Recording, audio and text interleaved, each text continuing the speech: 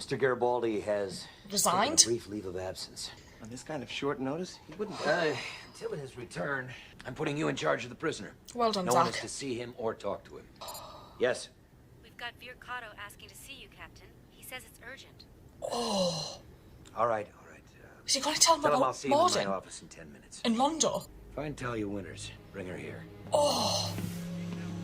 No. Please don't make her scan the dude. I'm short on time, Mr. Kodo, so could you please tell me what is so urgent? It's about Mr. Morden. You know him? Kind of. Well, Ambassador Mallory has had some dealings with him. I have orders to ask for his immediate release. We're holding him for questioning. Regarding? I'm afraid that's confidential. Nonetheless, Ambassador Mallory has asked for me to insist upon his immediate release. Why? What's he mean to Londo? Who is he? You don't want to know, John. Must have a lot of clout with the Centauri Republic. But so far as he's told us, he's just an ordinary trader. He can't say. I've told you we are extending diplomatic immunity to Mr. Morden, so please release him. Diplomatic immunity only applies when the subject is charged with a crime. So far, He's not being Morden charged. hasn't been charged. We're holding him in protective custody. Protecting him from what? John. I haven't decided yet. Good day, Mr. Kodo. Captain, may I talk to you for a minute Oh about my this Morden? God. Get in line, Commander. I'm serious. I just spoke to Garibaldi. I assume he briefed you. He did. Then you know everything you need to know. No, I don't. Captain, listen. As your executive officer, it's my responsibility to notify you if I think that your behavior is becoming... Irrational? Yes. It's as good a word as any. Thank you for your notification, Commander.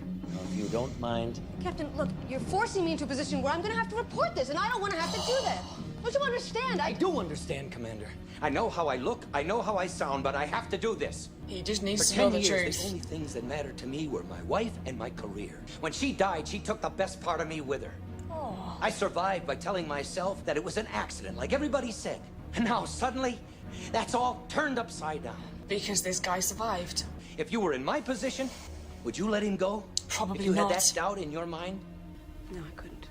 Neither can I. Because the other possibility is that if he is alive, then maybe she is alive. And either way, I have to know. Because without that, nothing else means one damn. Captain, you're trying to use the letter of the law to defeat the spirit of the law. Yeah. Now, if you can Yeah, get he him to is. agree to a scan without duress... You won't. Then she can't help you. All right. If you'll please wait outside for just a minute.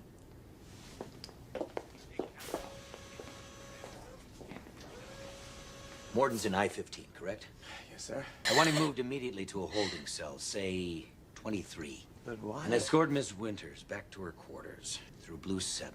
Why? But, sir, that'll put her in the same hall as Morden. They'll pass each other. Yes, they will.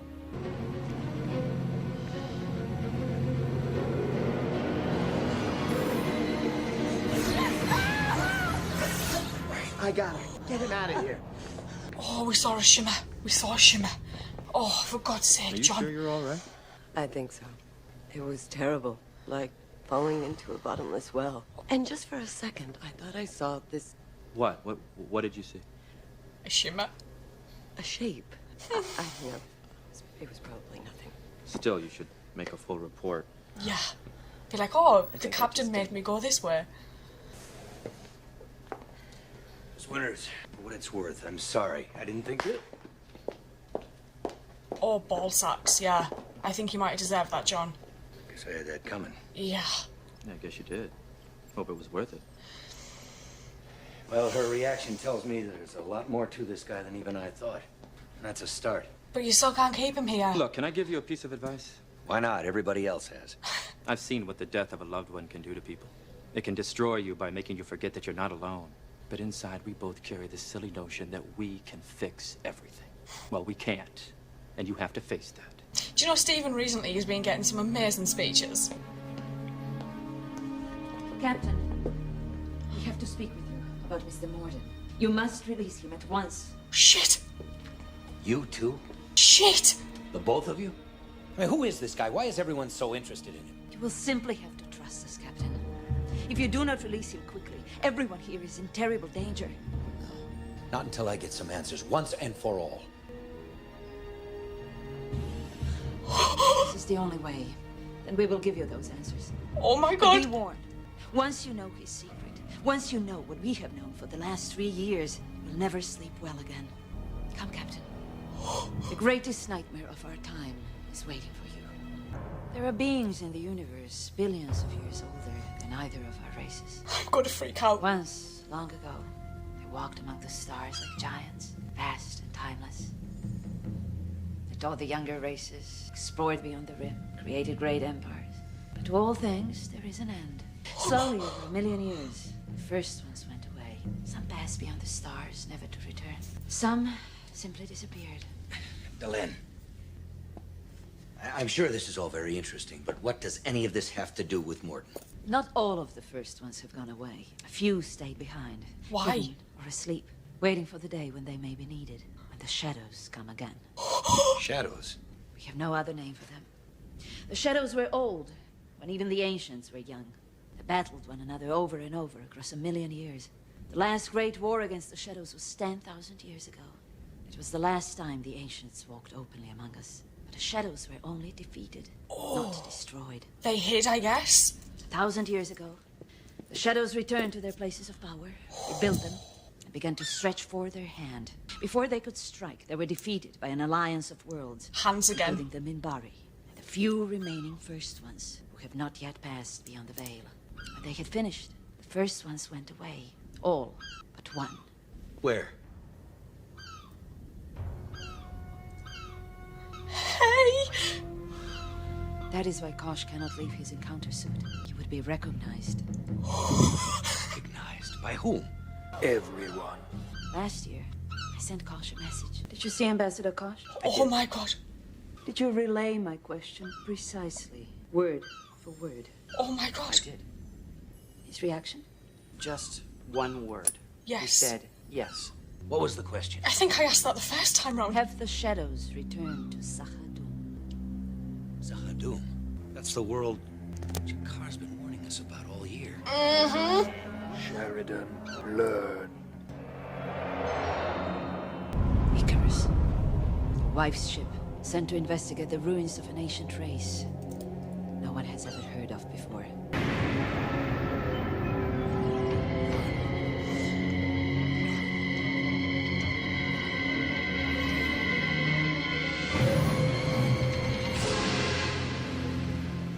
The hell? Is that what the shimmery things are? The Icarus. They found something. Yes. They woke something up. The shadows could not allow them to leave in case they might warn others. Oh. Those who would not serve were killed. Shit. But were they all killed? Delenn, maybe some of them were kept alive as prisoners. Anna might still be alive. Well, Morden was alive. Must be released. After what you just showed me, how can you ask me to Because it's not just let him about... go? Because right This. now, they do not know how much we know. The last time, the shadows lost because they moved too quickly. Now they are being careful, gathering their forces slowly. If you push Morden, sooner or later, he will tell you what happened. Then he will be killed. And then we're You will be buggered. killed. The shadows will move now, before we're ready for them. How are they going to know? Because Morden is never alone. Aside from the Vorlons, we do not have the first ones to help us this time. We are on our own. We will have only one chance to stop them. And if we fail, billions will die. Yeah. There comes a moment when each of us must pledge himself to something greater than himself. You told Jakar he had to decide between revenge and the good of his own people. Yes! Now you must make the same decision, Captain. It will be the most important decision He's ever of your made. life.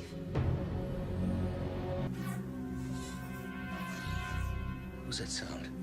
I don't know. We've been picking it up now and then from the new cell. We just put a new microphone in there a few days ago, but, well, I guess it's malfunctioning. It's not the mic, Zach. On, she said.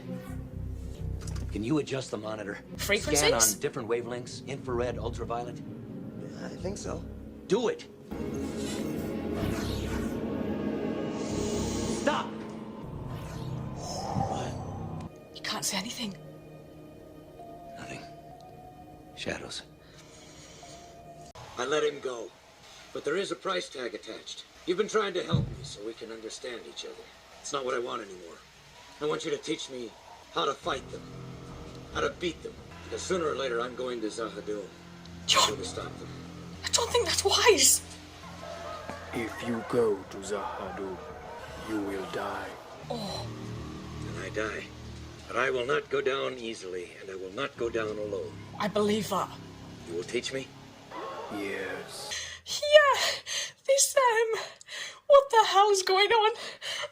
So, Morden was on the Icarus, which I never saw coming at all. The fact that he's still alive and John interrogating him was one of the most intense things I've watched in such a long time. And I never even thought to myself, John's wife might have survived as well. But John's obviously got that and he said that she could still be alive. And then seeing Stephen, Garibaldi, Susan saying to him, look, you need to let this guy go. Via trying to get him diplomatic immunity because obviously London needs Morden protected because, you know, if Morden starts talking, that then implicates London and the Centauri. So it was interesting to see this and how we saw John slowly unraveling because his grief for his wife and his anger toward the fact that Morden had obviously survived when his wife maybe hadn't was a brilliant way to write this episode, actually. And then that conversation with Delenn and Kosh, and the fact that Delenn and Kosh went to see John together and said, look, we need to talk to you about this guy, I was like, holy hell, things just got mental. And then Delenn talking about a war 10,000 years ago and then the shadows coming back 1,000 years ago. But 1,000 years ago, the Minbari and others had help from these first ones and these ancient races that had been there 10,000 years ago. And then saying, you know, after the war ended and the shadows were defeated, they all disappeared except one. There's the majestic figure of Kosh, who I adore. I've adored since the get-go. But knowing that's why he has to stay in his encounter suit, because if he ever comes out of it, everybody would recognise him, is crazy. And now I'm just thinking, in the Gathering episode, there was the telepath who touched Kosh's encounter suit. I'm assuming that's what she saw. She saw the Kosh in there, this first one that was recognisable to her.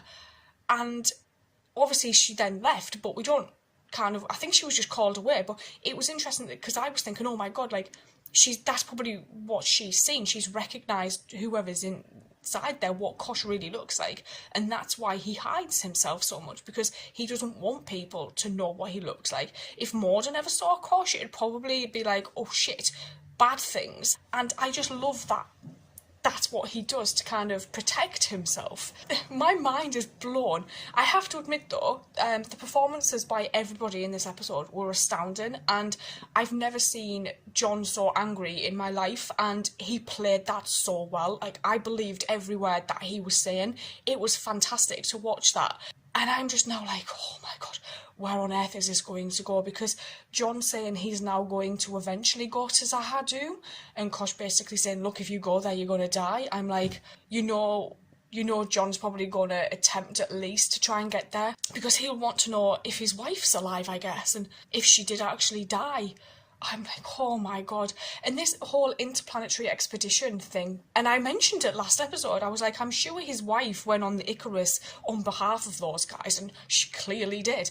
Then we've got these Ministry of Peace people, and then these Night Watch armbands, which is very reminiscent of World War II and what happened within some countries. Then we had John's speech about Coventry and Enigma. The way they tied all those little strands of history together into this episode to say, look, this happened in the past, it's happening again. History does often repeat itself. This was a clever way of showing that this can happen even this far into the future. I just loved this. I thought it was genius. I'm gonna go watch the next one. I will see you guys later. Thank you.